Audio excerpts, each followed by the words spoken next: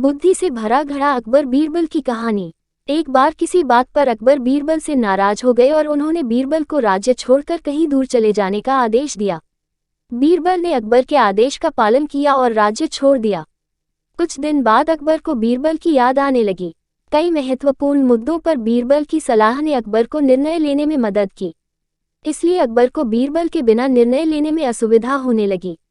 आखिरकार उसने बीरबल को खोजने के लिए अपने सैनिकों को भेजा। सिपाहियों ने कई गांवों में बीरबल को ढूंढने का प्रयास किया, लेकिन बीरबल नहीं मिला। बहुत जगह पूछने पर भी बीरबल का पता और ठिकाना नहीं मिला और सिपाही अकबर के पास लौट गए।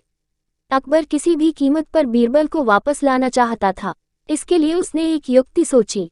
उसने सैनिकों के माध्यम से अपने राज्य के सभी गांवों के मुखियाओं को संदेश भेजा।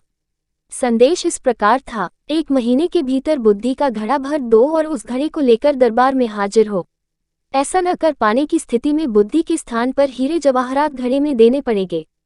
अकबर के इस संदेश को सैनिकों ने गांव-गांव में प्रसारित किया। एक गांव में बीरबल वेश बदलकर किसान के खेत में काम करता था। जब उस गांव के मुखिया को अकबर का ये संदेश मिला तो वह चिंतित हो गया। उन्होंने गांव के लोगों की बैठक बुलाई। बीरबल भी उस बैठक में शामिल हुए। जब गांव के मुखिया ने अकबर का संदेश गांव वालों को दिया तो सभी असमंजस में पड़ गए। तब बीरबल ने मुखिया से आग्रह किया, महाराज, तुम मुझे एक घड़ा दो, मैं इस महीने के अंत तक उसे बुद्धि से भर दूंगा। मुखिया के पास और कोई चारा नहीं था।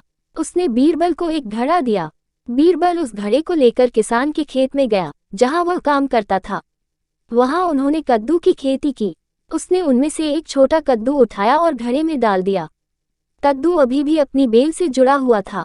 बीरबल नियमित रूप से उस कद्दू को खाद और पानी देने लगे और उसकी अच्छे से देखभाल करने लगे, जिससे कद्दू धीरे धीरे बढ़ने लगा। कुछ दिनों बाद कद्दू का आकार इतना बड़ा हो गया कि उसे बर्तन से बाहर निकालना असंभव हो गया। कुछ और दिनों के बाद जब कद्दू एक बर्तन के आकार का हो गया तो बीरबल ने उसकी बेल काटकर अलग कर दी। मटके का मुंह कपड़े से ढककर वह गांव के मुखिया के पास पहुंचा और घड़ा उसे देते हुए कहा, यह मटकी सम्राट अकबर को दे दो और उनसे कहो कि यह ज्ञान से भरी है। इसे बिना काटे और इस घड़े को बिना तोड़े निकाल लें। मुखिया बादशाह अकबर के दरबार में पहुंचा और बर्तन अकबर को सौंपते हुए उसने वही कहा जो बीरबल ने उसे कहने के लिए कहा था। अकबर ने घड़े के ऊपर से कपड़ा हटाकर उसमें झांका तो उसे उसमें एक कद्दू दिखाई दिया। वे समझ गए कि इतना तो बीरबल ही सोच सकते हैं। पूछने पर मुखिया ने बताया कि यह उनके गांव के एक किसान के खेत में काम करने वाले व्यक्ति ने किया है। अकबर जानता था कि वह व्यक्ति कोई और नहीं बल्कि बीरबल था। वे तुरंत मुखिया के गांव गए। वहां वह किसान के घर गए और बीरबल से मिले और उनसे माफी मांगी और उन्हें वापस दरबार में ले आए।